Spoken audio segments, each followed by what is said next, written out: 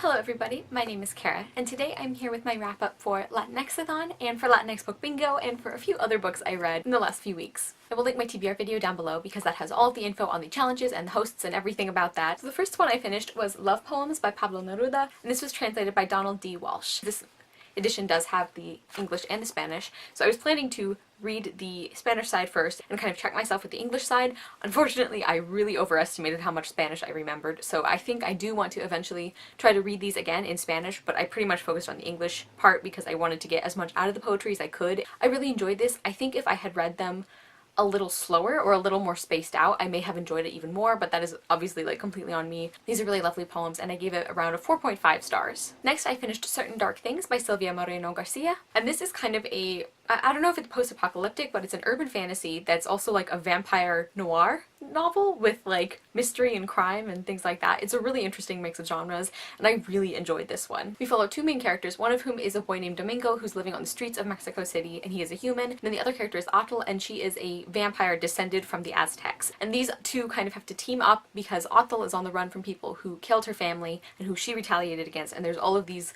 vampire clans that are kind of competing. Like I said, I thought this was really well done. I thought the world building and the integration of the vampire lore into modern life was done really, really well. Like, it felt so believable and so plausible almost. I really loved Domingo as a main character. Like, he's so funny and awkward and just sweet, you know, and despite the fact that he's grown up in some really difficult circumstances, he does have a really good heart.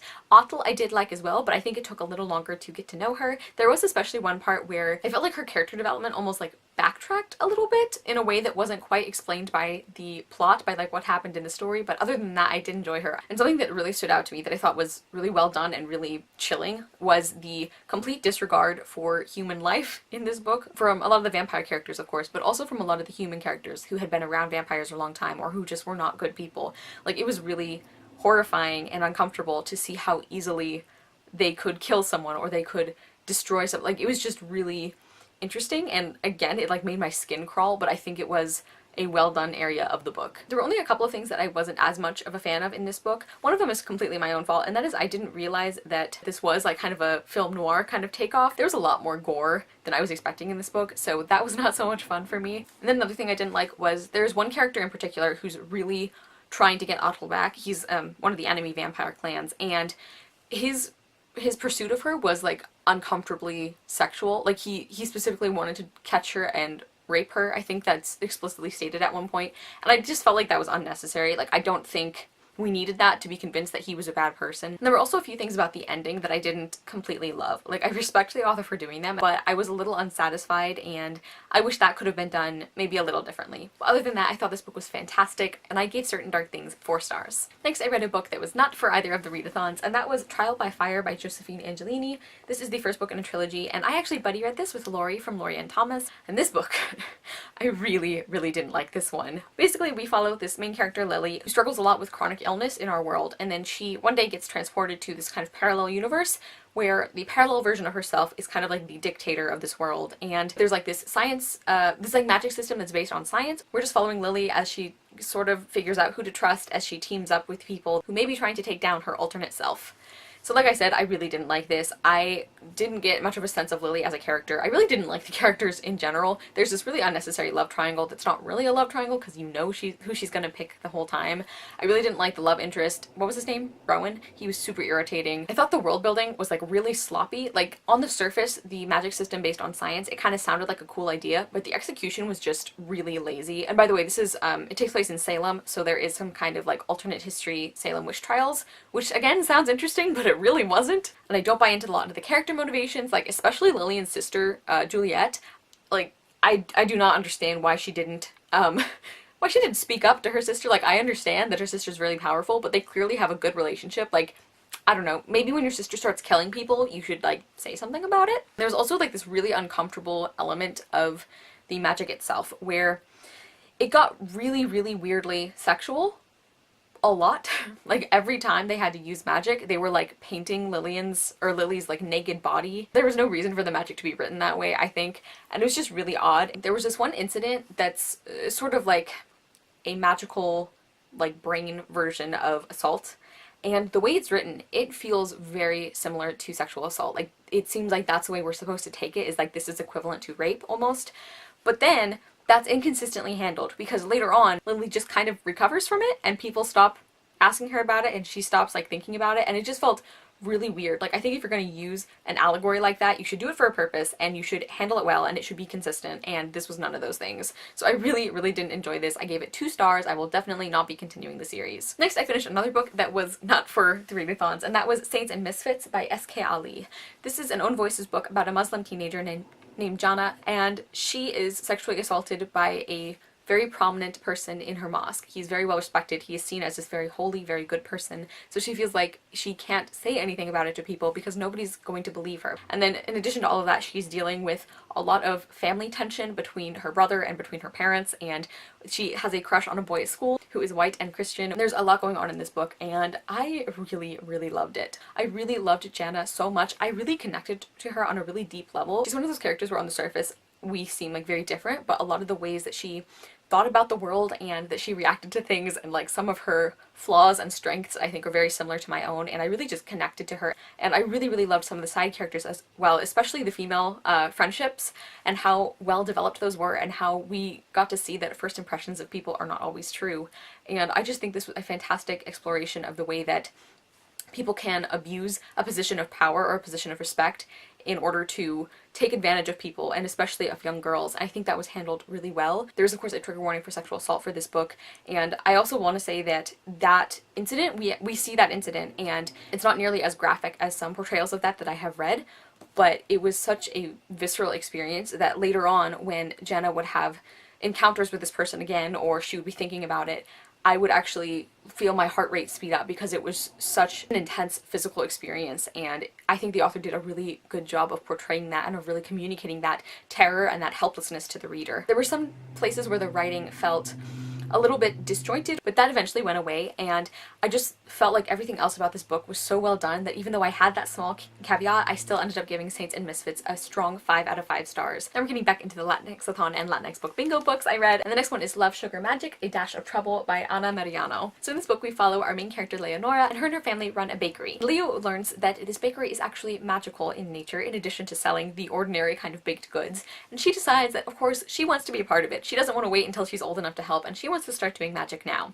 And predictably, chaos ensues from that. I absolutely adored the sister relationships and all of the family relationships and their interactions and how complex and sweet they were, in addition to also having those very believable fights that you have with your family. I was actually really surprised to learn that Ana Mariano does not have sisters, because I feel like she really nailed the sister dynamics of this book so well. I love the world building, I love the like kitchen magic of this book, and I also really love the way that the author has such a talent for creating these little snapshot scenes that really stand out to me. Like a lot of the interactions between the sisters or between the girls and their parents, just so many of those were really beautifully done and they felt so clear and strong. And there's also a moment where Leo is remembering coming home on Christmas Eve from midnight mass, and she gets out of the car and there's snow falling all around. I have seen very little snow in my life, but the way she describes that really made me feel like this was a tangible memory, and I just think that was so beautifully done. There's only one thing that I didn't love about this book, and that was the fact that Leo kept certain things a secret for, I think, longer than was believable. Like, I understand she's a young kid and she wants to do things herself, and she's not gonna, like, you know, she's headstrong, she's not gonna run to an adult every time something goes wrong.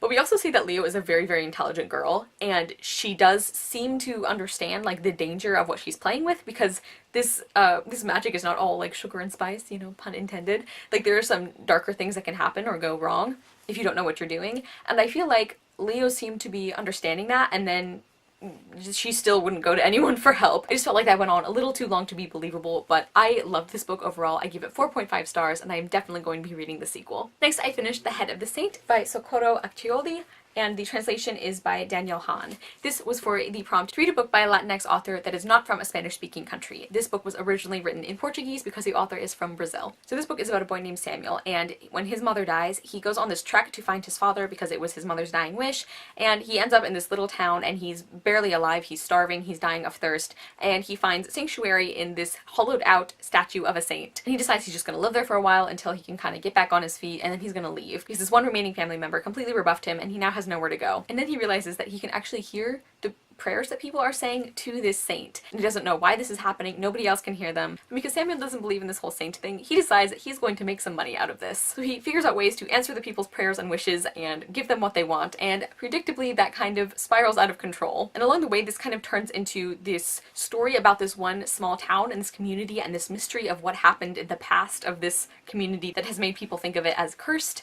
There is a lot going on in this book. It was a really interesting one, and it's surprisingly short for how much is going on in it. And I did enjoy this overall. I liked the atmosphere and the setting and the writing, and I really liked the feeling of not magical realism, but like this blurring of the line between the physical and the supernatural, like the possibly supernatural. I do want to point out though, for some reason I went into this book thinking it was a middle grade, and it is not. Because Samuel actually meets one of his friends, like his best friend in the whole book. He meets him by finding him about to like masturbate in the head of the saint with pornographic magazines, so definitely not a middle grade. I do think the story was really well done. It's a really weird one. Like, I don't know how to explain it or how to really articulate my thoughts on it or who to recommend it to or anything. It's just one of those books where you read it and you just sit there and think about it for a while afterwards. And I gave The Head of the Saint 4 stars. Next, I finished Esperanza Rising by Pam Munoz Ryan. So we follow our main character Esperanza, who grows up very wealthy in Mexico, and then one day a series of tragedies forces her and her mother and some servants of theirs to flee to America and start a new life. She and her mother end up going to the migrant worker camps, and this is also in the middle of the Great Depression. This book is set in the 1930s, and there is so much discussion of workers' rights and immigration and working conditions and strikes. Esperanza's character development is just so beautiful to watch because she goes from this very sheltered, very privileged girl to somebody who has to really face the suffering that other people go through, and she really starts coming into her own strength as a person, and you see how intelligent and kind and strong she's been all along. There are some really beautiful family relationships, and I'm kind of like rambling a little bit because this book was just such an emotional and powerful experience, and I gave this one 5 stars too. Next, I finished Wild Beauty by Anna Marie McLemore. This book is about a family of women who all have magical powers, and they have been living on this garden or on this land for generations, and they grow these beautiful magical flowers, and they are also cursed so that if they ever fall in love too deeply, then the person they love will disappear forever. And then one day a mysterious boy appears in their garden, and everything kind of happens from there. So this is another book that's going to be really hard to explain, and that's because this book was very popular a couple of years ago, and I heard the synopsis over and over and over, and it didn't really grab me. Like, I didn't think it sounded bad, but it wasn't something I was necessarily wanting to pick up right away. But I adored this book so much. But the thing is, I don't know how to summarize it because the official summary is true, but that's not the things that I loved about this book necessarily. And if I were to tell you why I loved this book, I think it would kind of lessen some of the beauty and the excitement of watching the story unfold. Basically, I loved the writing. I thought it was beautiful without being overpowering. It was really magical and enchanting, but it didn't bog down the story. I really liked the kind of subtle mystery elements of this book. Like, this is definitely not like a whodunit. That's not how it's set up or anything, but really understanding this family and the magic that is in them, and kind of like what happened in their past and how that's affecting their present and future. And I also really grew to love the characters. Like Fel in particular, he is the boy who materializes. He's just so kind and genuine, and I don't know, everything about him I just like really loved, and I wanted to protect him at all costs. And I also really loved the interactions of these women and their really strong familial and like friendship-based bonds as well. And also there are multiple main characters who are bisexual, and there's another character who I don't know if you could interpret her as genderqueer. It's not stated for her on page, but there is a ton of gender identity and sexuality diversity in this book. I loved this so much. This book was just like, it was something my soul needed. This book was just everything I wanted it to be without even knowing it, and I gave Wild Beauty 5 out of 5 stars, obviously. Next, I finished another book that was not for the readathons, and that was Surprised by God: How I Learned to Stop Worrying and Love Religion by Rabbi Danya Ruttenberg. I actually follow Rabbi Danya Ruttenberg on Twitter, and I really appreciate her writing on that platform, so I decided I wanted to pick up one of her books, and this is the one I picked up. I'm just going to read a little bit of the blurb on the back of the book.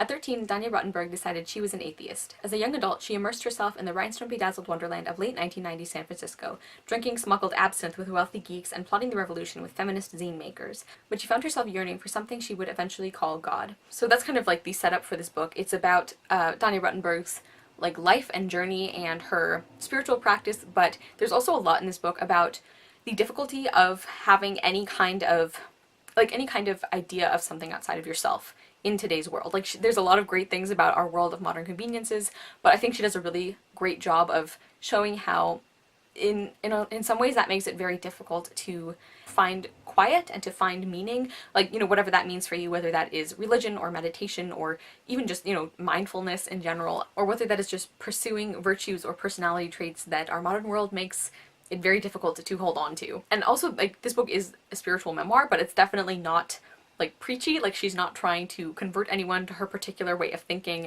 and I think that this book has a lot to offer for people of various religious backgrounds or of no religious background. Like, I've read reviews from people of very, very different upbringings and beliefs, and there's so many things in this book that really resonate across those, and I think that's what made it such a powerful and enjoyable book. She's also just an incredibly talented writer. Like, she's so clever and funny and blunt when she needs to be, you know. I also think she did a fantastic job of integrating quotations from theologians and from philosophers and all these different people. I think she did a really good job of like using those in her narrative without them feeling out of place or without them taking over her story. I just think this was a really great book for the modern world. It just seems like a book that a lot of people could get something out of, and I gave Surprised by God 5 out of 5 stars. And finally, the last book I finished for Hispanic Heritage Month and for the 2 Latinx readathons I participated in was Labyrinth Lost by Zoraida Cordova. This book is about our main character Alex, who is a bruja, and on her birthday she kind of makes a wish or casts a spell intending to get rid of her powers for good, and it backfires, and it actually banishes all of her family to this in-between world called Los Lagos. So she has to go on a quest to try and bring them back. So I ended up being pretty disappointed in this book, unfortunately. First off, I want to be clear that there is a lot of animal sacrifice in this book, and I didn't know about that going in, and even outside of that, there's also a pet that dies really tragically, and I did not know about that going in, so if you are at all sensitive to those things, to animal death, I would definitely not read this one. I just think overall there was a lot more blood and gore than I was expecting, but setting aside those like personal preference things, I just didn't feel like this book was executed as well as I hoped it would be. I really had a hard time connecting to the characters or understanding them at all, and there is a female-female romance between Alex and another girl, and while that was great to see, I really don't feel like we got to know the love interest at all. Like, we knew she was pretty, and she was positive. There were a couple of side characters that I was kind of interested in, but we didn't really see them long enough to really get invested in them. I did really like the world building. I think that the setting of this book was really one of the best things about it, and I really enjoyed that. Unfortunately, I didn't really like the writing style either. It wasn't that it was bad. I don't know how to explain it, but this book was a slog to get through for me. I also found Alex to be extremely frustrating for a lot of the book, so I knew going in that this was going to be like a wish your powers away kind of plot, which I generally don't enjoy, but I was prepared for that. I knew that going in, so that wasn't so much the issue, except that like Alex continually makes the worst possible decisions at almost like every point in the book. It was just so frustrating because there would be these like really obvious things that Alex shouldn't do, and that she even recognized in her own head, like this was a bad idea and she shouldn't do it, she should do something else. And then she would just do the dumb thing anyway, like for no apparent reason. And even though I enjoyed some aspects of the magic, like I really liked the cantos that were included and how those were used, and the like world building and like mythology or the magic of this world, I liked that. So I liked some things about that. Sometimes the way the magic was used felt very inconsistent. Like over and over there were times where Alex would feel trapped and like she didn't know how to use her magic to do whatever she needed to do, and then like all of a sudden she would just like get it. She would just like feel the magic and then it would work. And you guys know that I am totally cool with having magic systems where the rules aren't explained completely, but this just felt inconsistent with the way the magic had been set up before, and it felt kind of jarring because there were like other parts of it had some very specific spells, but then like Alex could just like willpower herself into knowing what to do, and if she could do that, why didn't she do that earlier? I don't know. There were a couple of scenes that I thought were so beautifully described and that really stood out to me. There were some things about the ending that I really liked. There were things I liked about this book, but overall a lot of it just didn't work for me, so I settled on giving it 2.75 stars. So kind of ending on a downer there, but I did have 4 5-star books in that grouping there, which is so wonderful. That never happens for me, so that's pretty exciting. Let me know if you guys participated in either of these readathons, or if you have read any of these books and what you thought of them. I will see you soon with another video, and I hope you love the next book you read. Bye!